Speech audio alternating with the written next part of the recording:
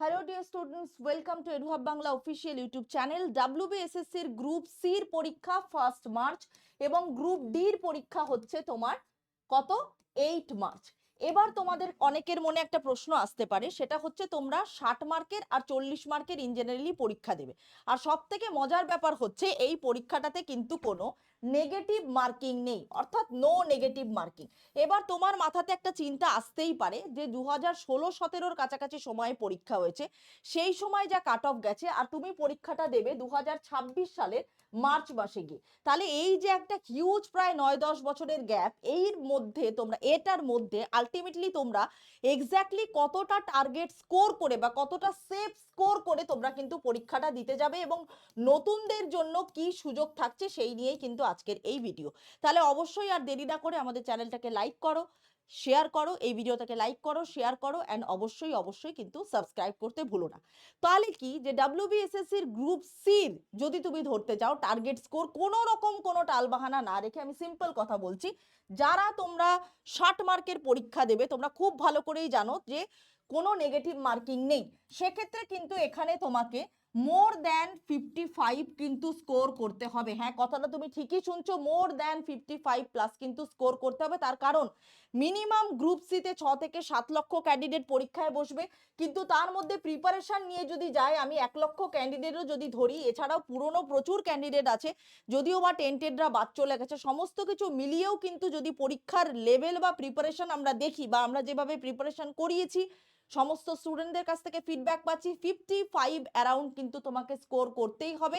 কাট অফদের ক্ষেত্রে কিন্তু +-5, মানে ক্যাটেগরিদের ক্ষেত্রে কিন্তু +-5 কিন্তু তোমাকে ধরে চলতেই হবে। এবার আসছি গ্রুপ ডি এর ক্ষেত্রে। তো সেক্ষেত্রে 40-এর মধ্যে যদি তুমি ধরো, সেক্ষেত্রে কিন্তু 35 প্লাস কিন্তু তোমাকে স্কোর করতেই হবে এবং ক্যাটেগরিদের ক্ষেত্রে কিন্তু 5 ± এরকম করে কিন্তু তোমাকে ধরে চলতে হবে। এটা একদম মোদ্দা কথা, যে যাই বলুক, যে যাই গল্প দিক, এইটা কিন্তু একদম ধ্রুব সত্য এবং এটা মেনে নিয়েই কিন্তু তোমাকে পরীক্ষাটা দিতে হবে। যেহেতু নো নেগেটিভ মার্কিং, তা আমার মতে পরীক্ষাতে সমস্ত কোয়েশ্চেন নিজেদের বুদ্ধিমত্তা দিয়ে ট্রাই করে আসাটা সব থেকে বেটার। এবার বলছি যে নতুনদের জন্য কতটা সুযোগ থাকছে, তোমাদের বড় প্রশ্ন সেটা হচ্ছে নতুনদের জন্য কতটা সুযোগ থাকছে। আমি বলবো পুরনোদের থেকে নতুনদের জন্য সুযোগটা অনেক বেশি। যদিও বা এক্সপিরিয়েন্সের নম্বর 5 নম্বর নিয়ে তোমাদের অনেক চিন্তা ভাবনা আছে, বাট তারা এতদিন ধরে প্রিপারেশন, আউট অফ প্রিপারেশন। এবার আমাদের কাছে যারা যোগাযোগ করেছে, বিশেষ করে যাদের চাকরি গেছে তাদের অনেকেই যোগাযোগ করেছে, তো তারা বলেছে আমরা দীর্ঘদিন কোনো প্রিপারেশন করিনি, তাদের জন্য আমরা অলরেডি কি করেছিলাম, আমরা মাইন্ড ম্যাপসও রেডি করে দিয়েছিলাম এবং আমাদের এখন কোর্স গ্রুপ সিডির ইন্ডিভিজুয়াল আমরা আলাদা করে দিয়েছি 149 প্রচুর জন যাদের চাকরি গেছে তারা কিন্তু এটা পারচেস করেছে শুধু এটা করার জন্য যাতে শর্টকাটে প্রিপারেশনটা করা যায়। আমরা সেটা থেকেই বুঝতে পারলাম এবং চারপাশে আমাদের সেন্টার, বেলঘড়িয়া, বনগাঁ সমস্ত জায়গা থেকে আমরা যেটা বুঝতে পেরেছি যে যারা পুরনো তারা আউট অফ প্রিপারেশন এবং ম্যাক্সিমাম হাউসওয়াইফরা ফর্ম ফিল আপ করেছে, তাদের হাজবেন্ড ভরে দিয়েছে, তারা সিলেবাসই জানে না। তো সুতরাং যারা আউট অফ প্রিপারেশন তারা কিন্তু 2026-এর এই পরীক্ষা স্ট্যান্ডার্ডকে রিচ করতে পারবে না বলেই কিন্তু আমাদের ধারণা।